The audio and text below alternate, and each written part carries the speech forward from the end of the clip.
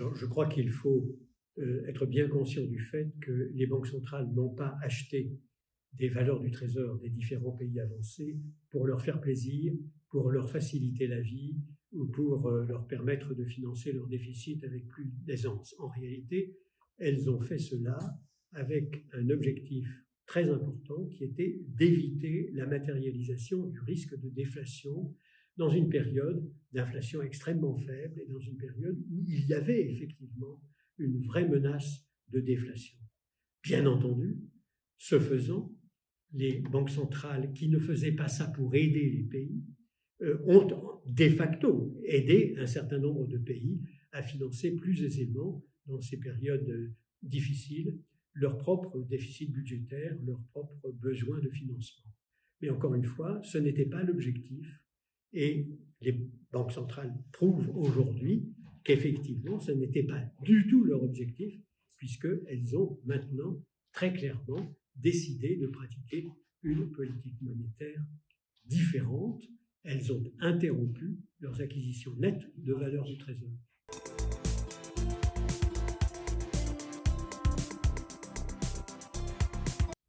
Je crois que dans une période d'inflation importante, comme celle à laquelle nous assistons en ce moment, avec un choc initial ou des chocs initiaux très importants,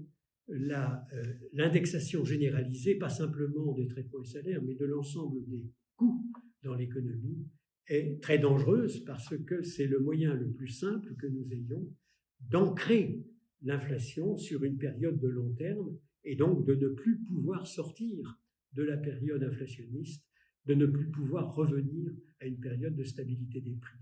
Donc il faut déconseiller évidemment l'indexation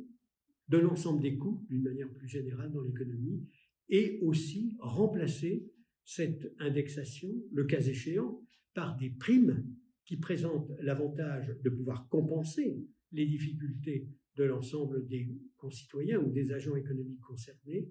mais sans être récurrente, c'est-à-dire sans ancrer l'inflation dans une durée de moyen et long terme.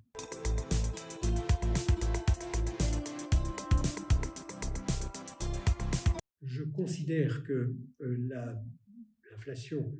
à regarder de très près,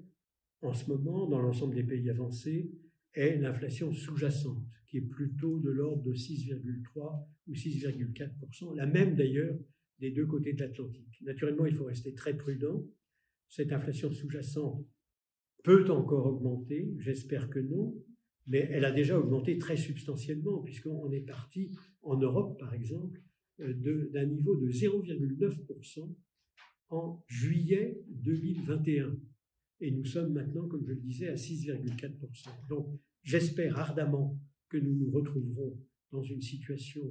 où on pourra progressivement, en effet, diminuer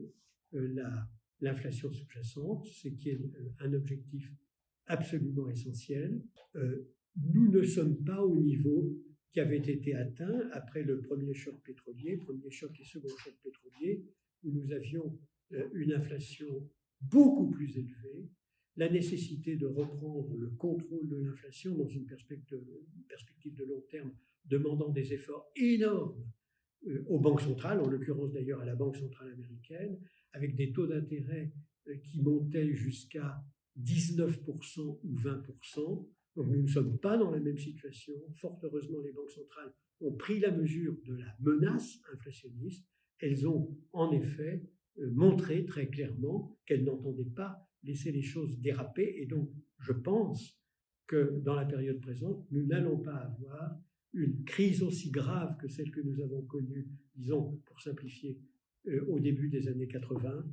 ni sur le plan de l'économie réelle et de la récession, ni sur le plan de la crise financière internationale, puisque, comme vous le savez, à l'époque, à cause du changement nécessaire de politique monétaire,